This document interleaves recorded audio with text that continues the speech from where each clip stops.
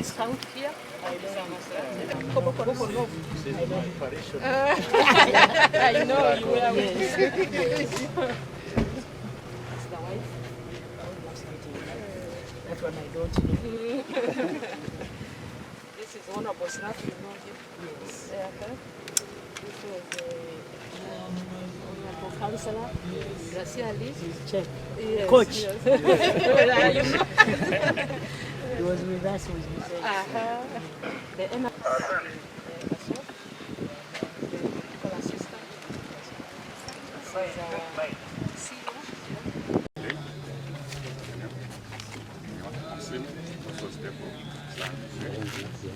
I'm starting play with the product play. Also we have Mr. Castle. Members. I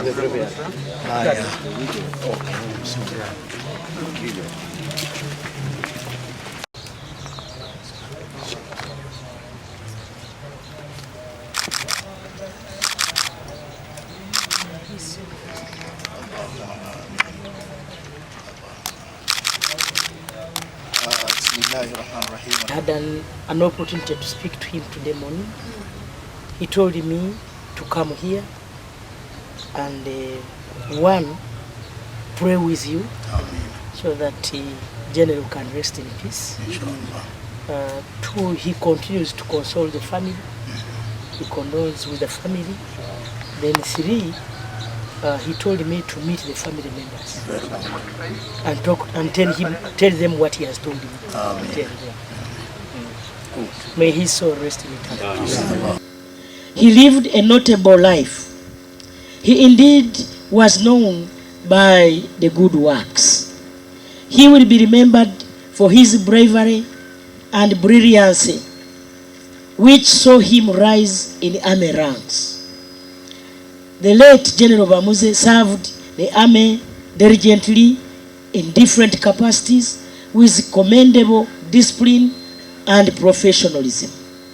Just before he passed on, he was overseeing the ex-combatants. He was dedicated to peace building and he cherished reconciliation and socio-economic development. But the president has promised to fulfill all that he promised here.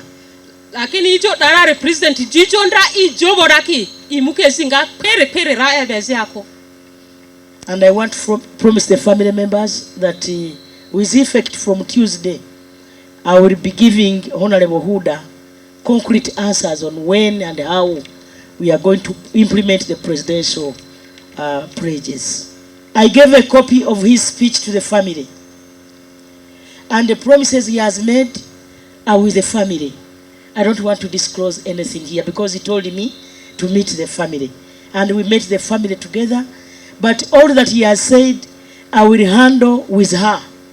I'm being sincere to you. All that he has told you as family members will be fulfilled before the financial year ends. Nite, who came on behalf of the president and said the president pledged to make the finishes and the roofing of the structure. The building is finished, but now remaining the roofing and the finishes. Therefore, if you will go back, kindly remind His Excellency. And also there was a pledge that he sent Honorable Evelyn Anite for Uganda Muslim Spring Council, a mosque called Nur Mosque. They made a grand fundraising where he also made a statement that His Excellency is going to contribute 500 million. To date, that pledge has not been fulfilled. And at times when we are asked as leaders, we get handcuffed. Once those pledges are done, as I stated earlier, we don't need His Excellency in West Nile. We shall do him the vote without his presence. We only surprise and carry off the votes without any. And that's our worries. The ex-combatants of West Nile. Out of that money, Right Honorable Prime Minister, the Ministry of Defense and Veteran Affairs has paid West Nile bank front worth 5.1 billion. That money is already paid. People are still receiving the money. And those who have not received, before the end of this month, they will receive all their money. By the time I was leaving yesterday, 85% of the people already have the money in their account.